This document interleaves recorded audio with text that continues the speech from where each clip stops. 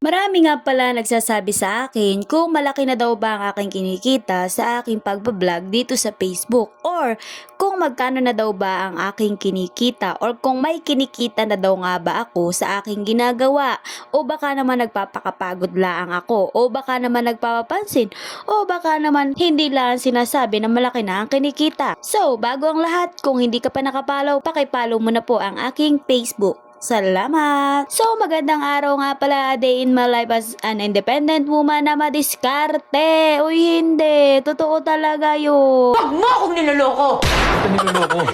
Ito muna tayo na parabang obligasyon natin na ipaalam sa kanila. Pero dahil nga pinasok natin ang pagiging content creator, ay talaga na mga expect na natin. Halos sa mga napapanood natin ay talaga na mga yun ang mga sinasabi ng mga vlogger. Eh syempre, pinasok mo ang mundong yan, kaya panindigan mo. Uy, hindi. Pero dahil nandito na tayo, ikikwento na natin para mas maengganyo pa silang manood. O diba? Uy, hindi. Totoo talaga yon. Saka nasa sa akin naman kung ikikwento ko o hindi. Pero dahil naisip ko baka mas makaka-attract pa ito ng followers o ng mga manonood. O diba? Bahala kayo dyan. So unang-una, mag-focus tayo sa aking followers. Nakikita nyo ba yung dito sa taas? Yan po ang aking followers sa Facebook. Kung hindi ka pa po nakapollow, i-follow nyo na po ako. Salamat. So una kung bukas nitong Facebook na ito, hindi man agad-agad siya talaga na lumaki yung followers. And then nung habang tumatagal ay ayun, nagkaroon siya ng kita pero hindi ganun kalaki. Hindi ko siya muna i-pinost kasi baka naisip ko na ay baka ano lang to, patikim lang to ni Meta. Kasi yun nga, totoo, pinatikim lang talaga ni Meta kasi Di ko kayang tanggapin. after nun, hanggang ngayon, hindi na ulit ako nakaka-earn, promise.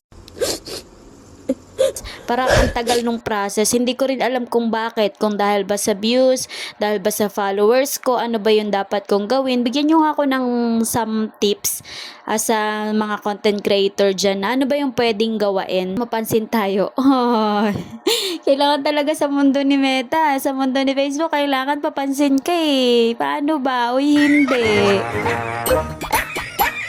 Then after nun, hindi na ulit ako naka-receive ng kita kay Meta. Hanggang ngayon na ang follower ko ay ganito sa nakikita nyo. Kasi biglang dumamot si Meta. Ewan ko, sa mga nakakausap ko din ng mga nagko-content creator, pinipm ako kung magkano nga daw ang kinikita ko kada post ko. Kasi monetize na yung Facebook mo, talaga may earning na papasok sa'yo. Pero sabi ko parang wala eh. Kasi yun nga, sabi nila, madamot nga daw si Meta ngayon. Pero sabi ko, try lang ng try. Kasi wala naman nag-umpisa agad na successful, diba? Kaya kailangan talaga paghirapan ng lahat. Although, mapagod, ma-struggle, at saka sinasabi nilang nagsasayang ka ng effort, or baka naman nagpapansin ka lang talaga sa Facebook kung ano-anong ginagawang pagpapapansin. Ay syempre nakakatulong na din siya para makatanggal ng stress, para naman saan pat nagkaroon ng Facebook, diba? Scroll lang ba ng scroll?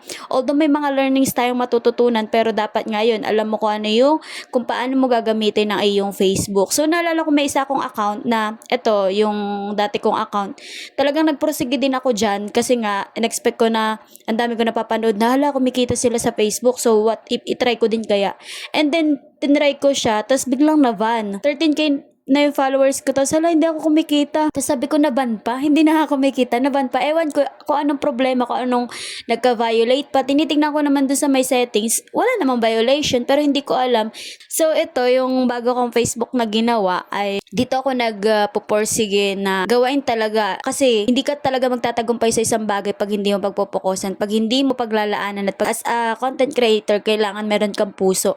Hindi lang yung basta post ka ng post, parinig sa ibang tao, parinig sa ganito, para maka-attract ng mga followers, ng mga ano, kung ano-ano ipopost mo. Noong una talaga nahirapan din ako, sabi ko, ano kaya ipopost ko, ano kaya itatawag ko sa akin.